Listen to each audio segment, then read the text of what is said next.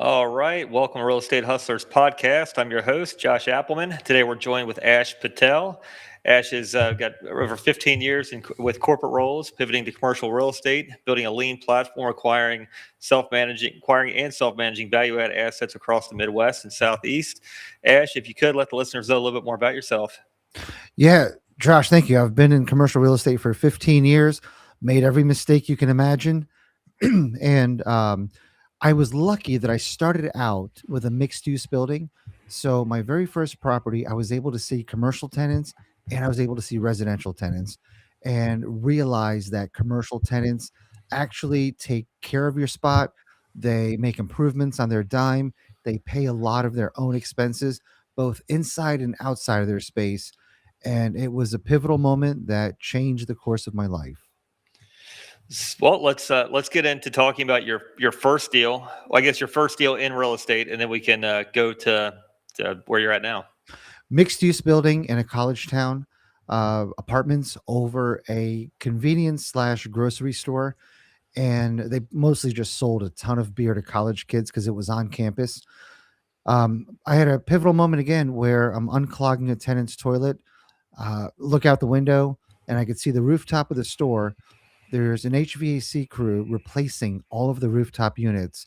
I go downstairs, ask the store owner what's going on. He says, our AC went out, so we're replacing the entire system. They put $30,000 into my building, and they only had a year left on their lease. So on my way home, I'm thinking, wait a minute, residential tenants are destroying my apartments, and commercial tenants actually improve my space. So dropped everything I was doing, became a full-time commercial real estate investor. Dang. Yeah, that's man, because that would be a lot more than $30,000 today too. Yeah, Replacing. this was 15 years ago, so Yeah, I we can got off imagine. easy. So let's get into exactly how you pivot. How do you underwrite? How do you find the deal? I I'm oblivious to triple net leases myself. I know the leases part, but how you find the deal and make it work.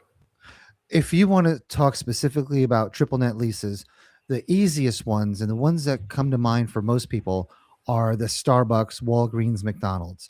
And those are really true triple net. There's a huge disparity between triple nets, and we'll dive into that. So basically, a Starbucks, they're typically responsible for roof, taxes, insurance, maintenance, mechanicals, parking lot, basically the easiest landlord mailbox money ever. Now, there's all kinds of varieties of triple net, but unless you see the words absolute triple net or zero landlord responsibilities, it's probably one of those variations of a triple net. Now, what they can include or disclude is maybe the tenant pays for repair of mechanicals but not replacement. Or maybe there's a cap on the amount of money that they pay per year or per occurrence or per system. There's times where they will pay the taxes, but if they rise more than 5% year over year, that's on the landlord. So the devil's in the detail. Every triple net lease, you have to read every word of every page of the lease. And some of these leases are 60, 70 pages long. And there's literally paragraphs, a little paragraph in a 70-page lease that could be $1 million difference in value.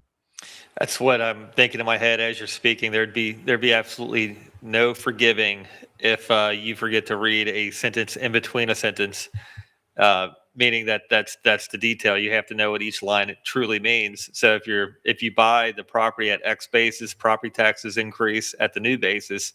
You don't underwrite for that, and your taxes go up. You could be at a negative cash flow. The So that's why I don't particularly like buying full triple net properties because you have limited upside and unlimited downside. So if Starbucks were to leave when their lease is up, you now have some very, very expensive dirt. Trying to re-tenant that building with maybe a mom and pop coffee shop, you'll likely lose $1 million in value, right? On the flip side, what we do is we would prefer a strip mall that we bought had a mix of national tenants, mom and pop tenants, and vacancy. So the downside was limited because Dollar Tree, who was our anchor, had 6 years left on their lease. They're not going anywhere. Um, but The upside is filling the vacancies, converting some of those gross leases to triple net. And now, when we're done, we can sell the property at a full triple net asset. And because of that, the cap rate is 1 or 200 points lower. So you would be, are you in the fives cap rate wise? No, we bought it at a 10, ended up selling at an 8. Okay. All right. That's a lot higher than I thought. So it's beyond just coupon clipping returns. There's still plenty of meat on the bone to make a sizable return every month and year over year. Yeah, so when we purchased the building, it was an 18% cash on cash. Okay. Okay. And what all did you do to the building to create the value? There was a few roofs that we replaced, a handful of HVAC units, but really it was just getting better tenants in there. Got We it. had, probably one of the biggest things that added about $2 million in value was we signed O'Reilly's Auto to 37,000 square feet on a 15-year lease, and no TI or tenant improvement money was given to them. So when a buyer is looking at this property now, they're like, okay, wait a minute. Dollar Tree's been there for 20 years. They're not going anywhere. We also have software that will tell us that that particular Dollar Tree is in the top 85 percentile of all Dollar Trees nationwide in terms of visits. So you have one of the strongest Dollar Trees in the country. You have O'Reilly's committing to 15 years, a couple other national tenants. Like, this is an incredible strip mall that's had great trajectory of growth. Is that software Placer AI? It is. Nice. I was just looking at some different AI software the other night, and that came up, and it's incredible the way that it can measure even what tenants you're missing from your strip center. Yeah, there's a lot of cool tools, but it's also $10,000 a year. Yeah, you pay the price, you gotta to sit at the table. That's for sure. Um, but if you that $10,000 becomes cheap when you're creating $2 million of value with it potentially. Correct. You still have to execute. You still have to do what you say you can do, and that whole thing. And you all are operators as well. Is that correct? Yes, we self-manage. Probably 70% of our properties we self-manage. Tell us a little bit about that. How did you get into self? You didn't start out self managing. I don't think anybody truly, unless you just come from a property management company and then you convert over to ownership. But tell us how that came about. I started out that way. Listen, my first Okay. property was a $230,000 building 15 years ago. The next couple properties were half a million or less, and then maybe a little bit more expensive. So I scaled slowly. I did it for 10 years without raising capital.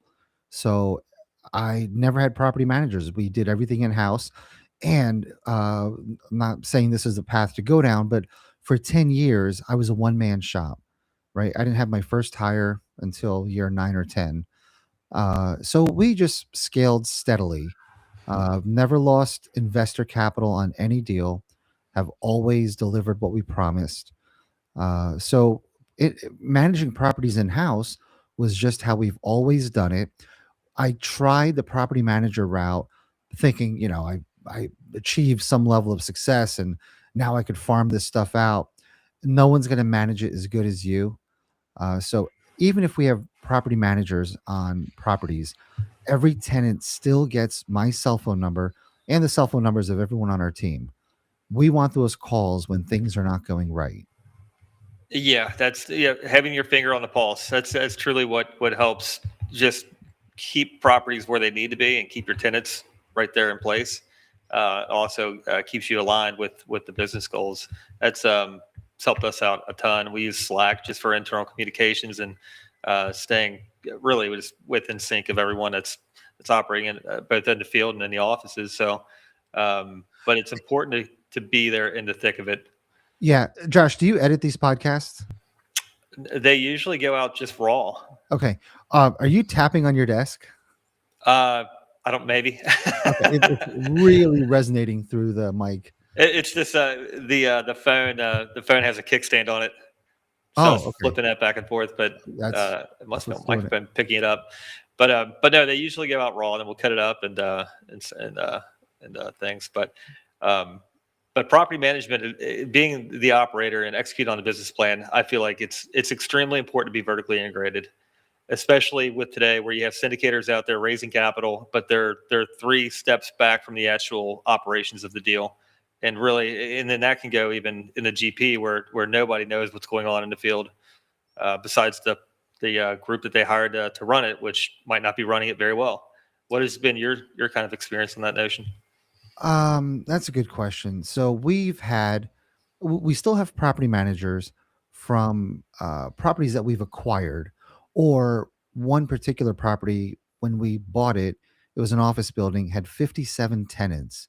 So onboarding 57 tenants for our team of three would have taken an inordinate amount of effort. So for that reason, we found a phenomenal property manager. I think if they're really good, and they're few and far between. I hate to say, good property managers. Yeah. Keep them right. So this one in particular, they only operate in Louisville, and they only do commercial. They don't touch apartments, so they're hyper focused on what they do, and they're also developers. So they manage a lot of their own properties along with customers' properties. But back to being vertically integrated, um, even if you are not, you have to have your hand on the pulse. Like, yeah, that's a tough one because there are a few really good property managers. There are also investors or syndicators that only do fully leased triple net national tenants. And for that, they can certainly hire a property manager because there's very little for the landlords to do, very little communication. And in that case, it'll work. But for anybody that's doing value add, you've got to be involved with every aspect of your asset.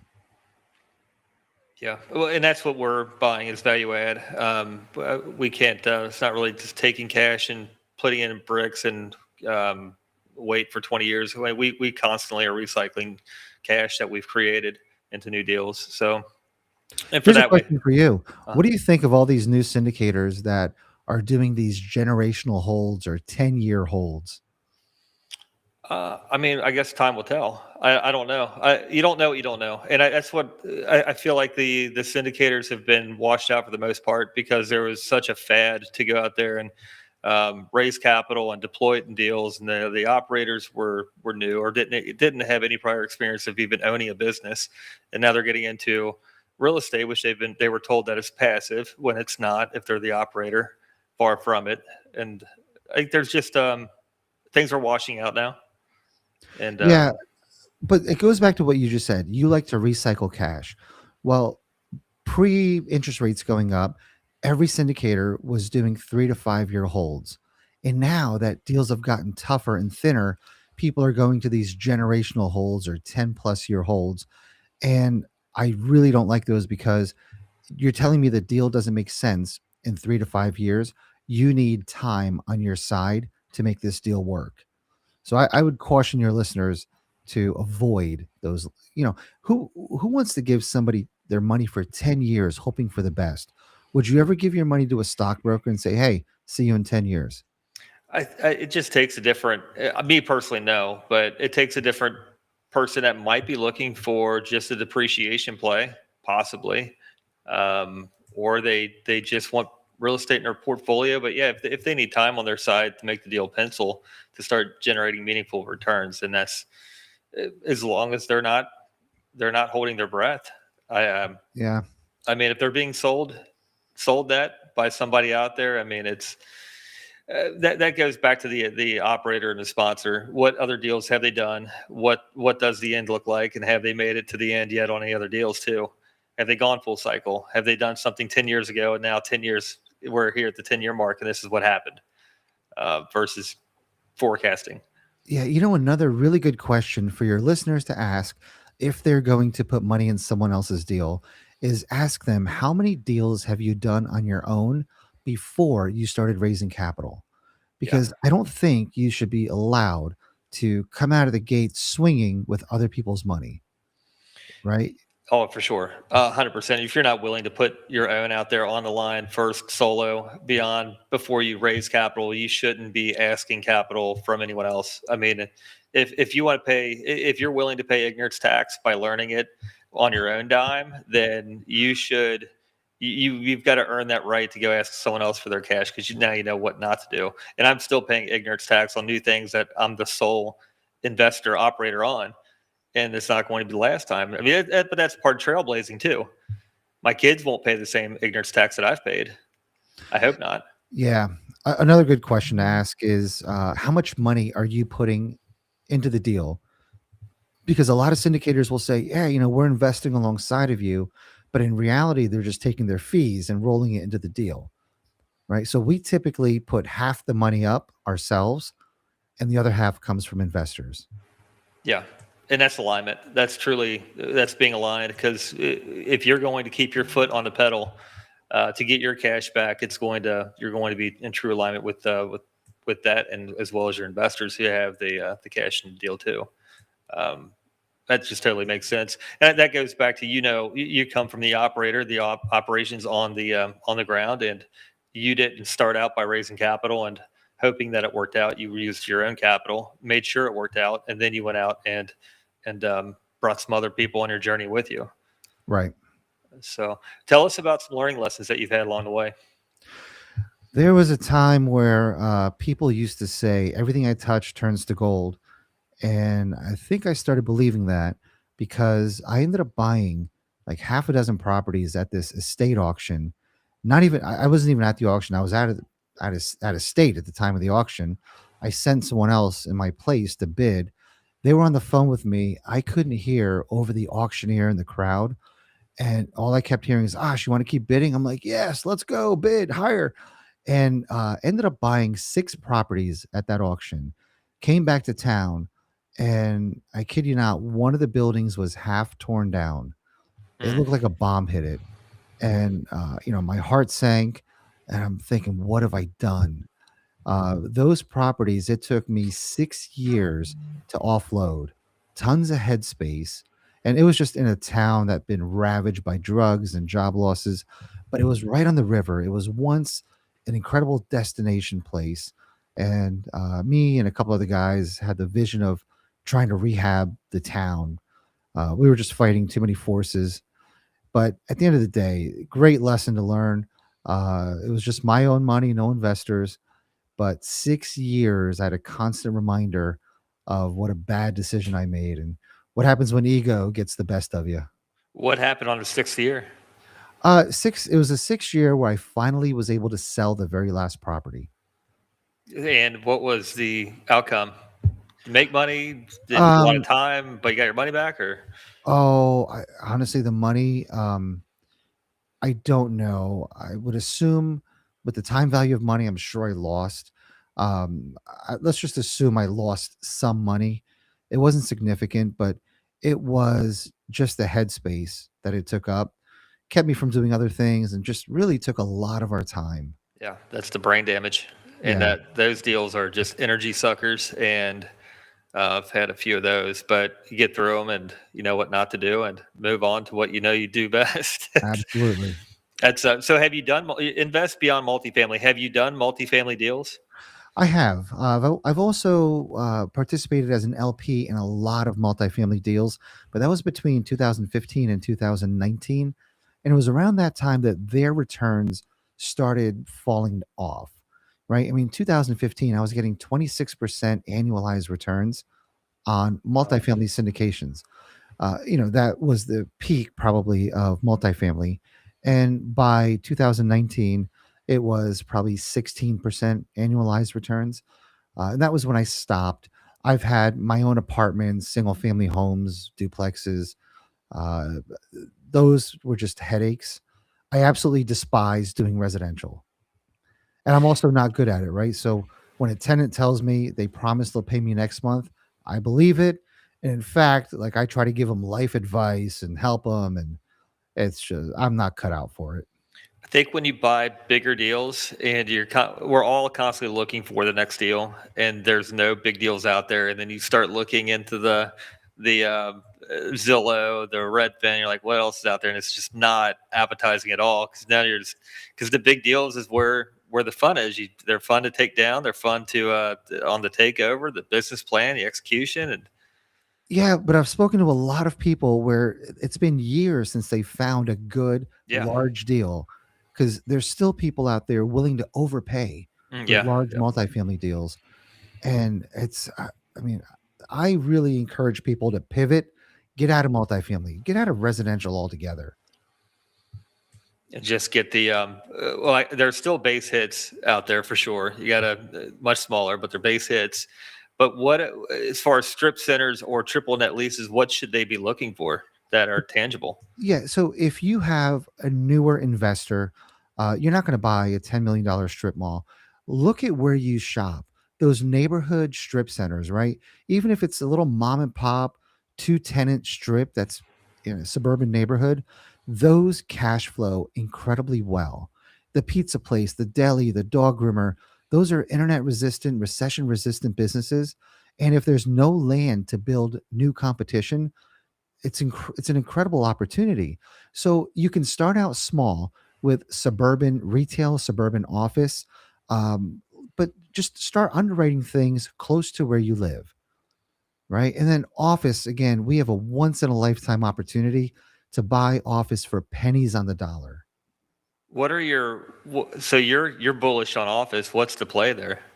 Well, if you look at COVID, when the work from home started, everybody was forced to work from home. Companies were forced to adapt. And initially, CEOs were very skeptical, but then the productivity metrics came out and they realized okay, wait a minute.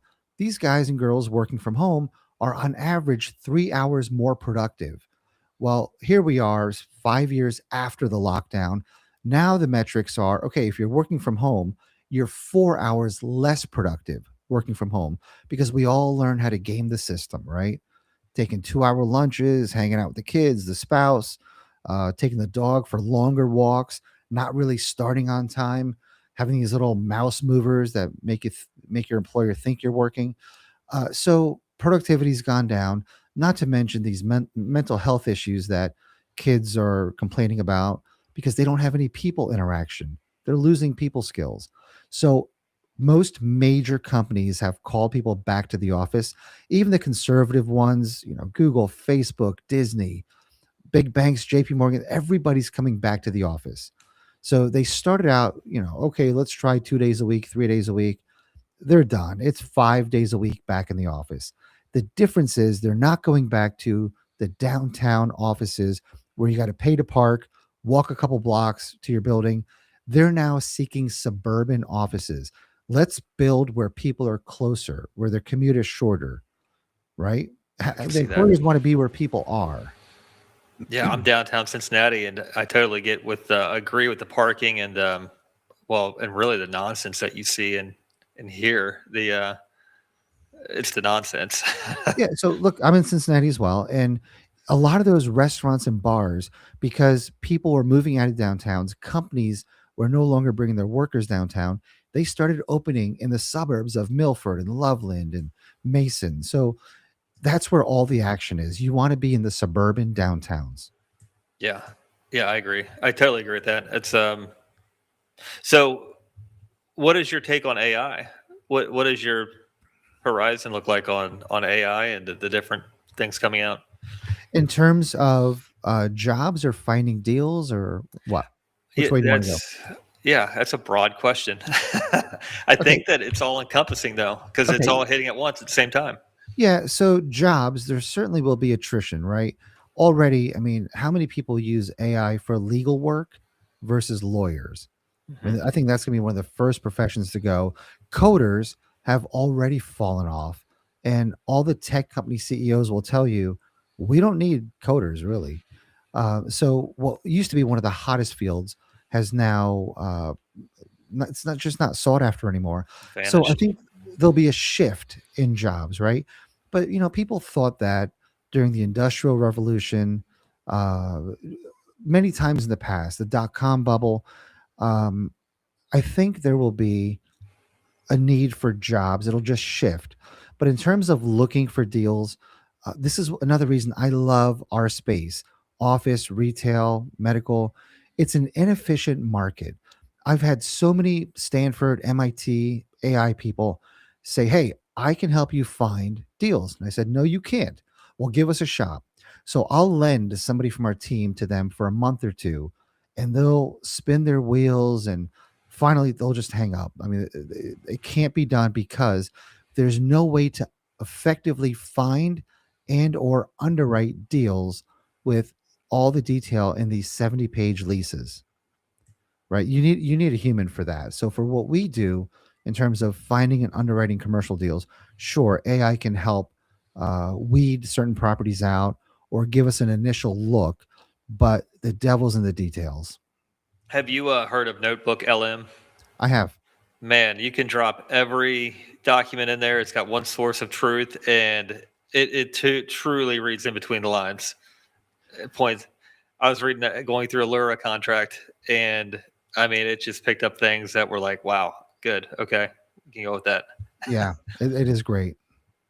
It's but those are the tools that help firms advance too, and then give you the insights that you might not have had otherwise, unless you hired a high paid consultant or and work different groups. But I think AI is definitely going to enable operators and people get ahead in certain aspects. Uh, So Leverage. Josh, if you look at those long leases, right, that takes up a lot of our time. So we actually hired that out to attorneys. Even they skip things that were very important. There's really, and we certainly use AI plenty to read through leases and whatnot. But at the end of the day, it has to be one of us that goes through every word of that lease. Mhm. Right, for sure. Especially if you're getting ready to sign on $10 million worth of debt, say, and yeah, you definitely want to not only read it but understand it and know exactly what each word is. You're obligating yourself to what could be a 20-year lease in some cases. So it's got to be, yeah, it's got to be word for word. I totally get that. Um, Very cool. There's another piece of technology that came out. Well, it came out maybe a couple weeks ago, but it started going really mainstream this weekend. It's called OpenClaw. Have you heard anything about that? No, is that the agent AI? Oh man, it is. It's wild. It is totally wild. It is. It's something that I would tell you to look into, but it is. It's a doer instead of just a chatbot assistant. Um, But those are the things that I'm looking like 5 years down the road on the horizon. What is this? What does the new economy look like? What is the end consumer doing in order to trade in this marketplace to create value for everyone else? That's Have you heard Elon's take on this? He says there's going to be infinite money for everybody. Right. He's selling the unicorn, but I think that is he either had to put his foot on the pedal or get passed up. I mean, he just shut down two of his models on Tesla to create his for his robot manufacturing. So they're full steam ahead. He also said the Roadster would be coming out in 2020. Yeah, yeah, that is true too. That is true. There's been a lot of things. I mean, sooner or later they come to fruition. Uh, just what is it? I don't know. They're all. It's all here. It's all happening. It's all we see it. Yeah. But when these things come online, what is it going to do to what we've got going on? We will find out. I'm sure. But Ash, if a listener wants to get a hold of you, talk to you, collaborate with you, possibly invest alongside of you, how can they reach out? Easiest is probably just go to investbeyondmultifamily .com. I'm accessible on LinkedIn, Facebook, email. I'm very easy to reach and I answer all of my inquiries myself. Awesome. Very cool. Ash, definitely appreciate your insights and look forward